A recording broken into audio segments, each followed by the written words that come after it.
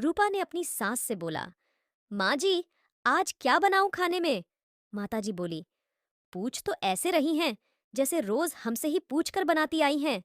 रूपा ने कहा, जिस दिन पापा जी मंडी जाते हैं, मंडी से एक साथ कई सब्जी लाते हैं, तो हमेशा पूछकर ही बनाती आई हूँ। जब आप लेती हैं तो एक ही लेती हैं, उसमें भला क्या पूछना। माताजी, जबान तो कैंची जैसी हो गई है इसकी। देखो तो कैसे जवाब देती, हर वक्त चलती रहती हैं। जैसे संस्कार दिए हैं मायके वालों ने वैसे ही तो दिखाएगी यहाँ। ना खाना बनाना आता, ना घर के काम, बस बहस करवा लो महारानी पर। रूपा बोली, माँ जी, आप मेरे संस्कार की बात ना करें। मुझे भी आपसे बहस नहीं करनी। बताना हो तो बताइए, नहीं तो और भी काम है मेरे पास। बच्चे आते होंगे स्कूल से। रूपा इतना कहकर रसोई घर में चली गई। ये रूपा के ससुराल में रोज होता है। उसके और मनोज के विवाह को इतने साल पूरे हो चुके हैं, 10 साल तक छू भी नहीं किया रूपा ने। बस सुबह से शाम तक सास ससुर देवर ननद पति बच्चों की खातिरदारी में ही लगी रहती। देवर का अभी पिछले साल विवाह हुआ। देवरानी जी ऐसी आई कि 1 साल में ही सास से तंग आकर देवर के साथ अलग रहने लगी। उसमें भी सास को रूपा ही बुरी लगती। माताजी कहती, छोटी बहुरिया पढ़ी लिखी हैं, नौकरी करती हैं वहां, इसलिए चली गई घर से। कभी उसकी बुराई नहीं की, क्योंकि वो दहेज में रूपा से दुगने पैसे जो लेकर आई थी। ऊपर से उसके पिता, बड़े भाई, छोटे भाई सभी सरकारी पद पर ऊंचे ओहदे पर थे। आते तो हमेशा खूब सामान देकर, जाते माताजी को जो माताजी की जुबान बंद करने के लिए काफी होता। कहकर जाते, माताजी हमारी बेटी नाजुक हैं, इससे घर का काम नहीं होता, कहिए तो हम लगवा दे नौकरानी। खूब जवाब देती छोटी बहू। पर मजाल है उसको, एक सुनाई हो आज तक माताजी ने क्यों की सामान, पैसे के लिए सब कुछ सुनने और सहने को तैयार थी माताजी। दूसरी तरफ बेचारी रूपा गरीब परिवार से, पिताजी किसान, एक भाई, वो भी मानसिक रूप से ठीक नहीं था। इस वजह से बेचारी को हमेशा ताने सुनने पड़ते। जब विवाह करके आई तो मनोज ने साफ कह दिया, मेरे छोटे भाई बहन अब तुम्हारे बच्चे जैसे हैं, इनके विवाह तक सारी जिम्मेदारी हमें ही निभानी है। रूपा भी मनोज की बातों पर खरी उतरी। अपने बच्चों से भी ज्यादा प्यार दिया उसने, देवर और ननद को।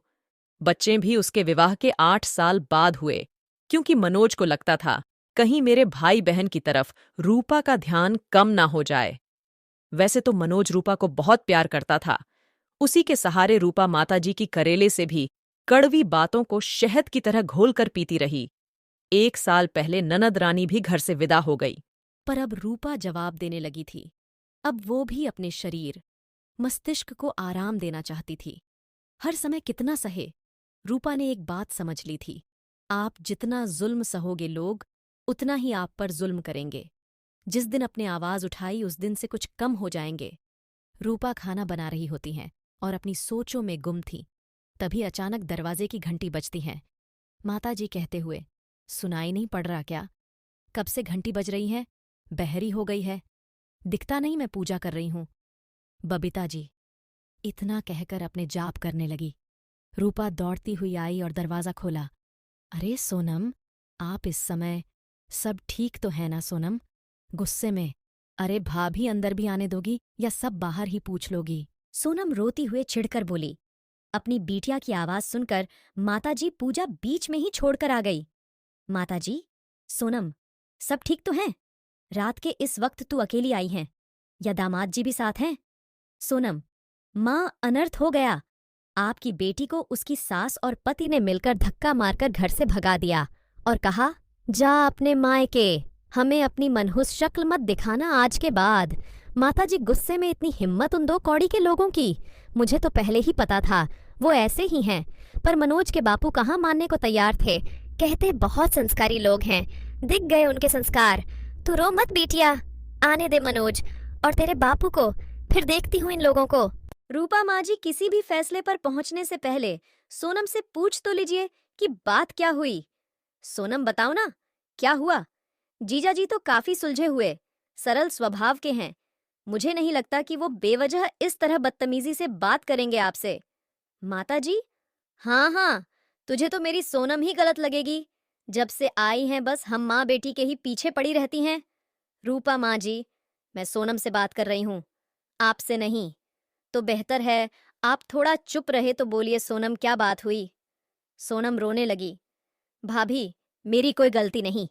आप ही बताइए, किटी पार्टी जाने में भला क्या बुराई है? आजकल सभी लेडीज जाती हैं। मैंने बस इतना कहा। मैं किटी पार्टी जा रही हूँ, मम्मी का खाना नौकरानी बना देगी। कोई जरूरत हो बता देना। आपके जीजा जी बरस पड़े, कहते दिखता नहीं माँ की तबीयत कितनी खराब है। तुम्हारा ये रोज रोज का बाहर जाकर पैसा खर्च करना मुझे पसंद नहीं। अब आप ही बताइए, उनकी माँ तो हमेशा से ही बीमार रहती हैं, तो क्या मैं अपनी जिंदगी जीना छोड़ दूं? बोलते हैं तुम जब से आई हो, घर में नौकरानी का खर्चा, तुम्हारे अनाप शनाप खर्चे इतने हो गए हैं। मुझे छोटी की शादी भी करनी है, इन सब चीजों के लिए पैसा नहीं है मेरे पास। मुझे भी गुस्सा आ गया। मैंने भी कह दिया भाभी, कंगालों के घर शादी हुई है मेरी। मेरे तो कर्म फूट गए। एक बीमार औरत, एक कंजूस पति, कुंवारी ननद के बीच पीस कर रह गई हूं मैं। मैं ऐसे ही रहूंगी, नौकरी कर लूंगी, पर अपने शौक नहीं छोड़ूंगी। बस इसी बात पर इतना सुनाया भाभी। नौकरी करनी है तो अपने मायके जाके कर, यहां माँ की सेवा करनी होगी। मैं आ गई इसीलिए। अब मैं उस घर में कभी नहीं जाऊंगी भाभी, कोई वहां मुझसे प्यार नहीं करता। रूपा ननंद सोनम की पूरी बात सुन सोनम के आंसू पोंछते हुए बोली, ऐसा नहीं है सोनम की कोई आपसे प्यार नहीं करता, गलती आपकी भी है। माताजी, ये क्या बोल रही है तू? एक तो वो इतनी परेशान है, तू उसी को गलत बोल रही है। यही संस्कार दिए हैं तेरे माँ बाप ने तुझे कि अपनी ननंद को उल्टा जवाब दे। माँ जी, आप बार बार क्यों मेरे मायके और संस्कार को बीच में लाती है? और माँ जी, आप संस्कारों की बात तो कीजिए ही मत माँ जी। ये आपके ही संस्कार हैं, जिस कारण सोनम अपना स्वर्ग जैसा ससुराल छोड़कर लड़ झगड़ कर यहाँ आई हैं। अगर संस्कार दिए होते तो अच्छे बुरे की पहचान करना आती। इन्हें मैंने कभी अपनी ननंद नहीं, हमेशा बेटी माना है। जब इस घर में आई थी 9 साल की थी सोनम। मैंने इनसे कहा, कितनी छोटी है मुझसे। उन्होंने ने कहा, सोनम मेरी बेटी जैसी है, उसकी आंखों में कभी आंसू मत आने देना। और मैंने ऐसा ही किया। सोनम, क्या गलत कहा जीजा जी ने? पता है आपको, जब मैं ब्याह के आए यहाँ तब आपके भैया ने साफ कह दिया, मैं कोई खर्चा नहीं दूंगा तुम्हें फिजूल के खर्च के लिए। मेरे सामने 2 बड़ी जिम्मेदारियां हैं, मेरे छोटे भाई बहन। पिताजी बीमार रहते हैं, आमदनी का जरिया सिर्फ मेरी छोटी सी नौकरी है। आप लोगों की देखभाल के कारण ही हम लोगों ने कोई बच्चा नहीं सोचा, पर रोज रोज के माँ जी के ताने भी सहे लगता है।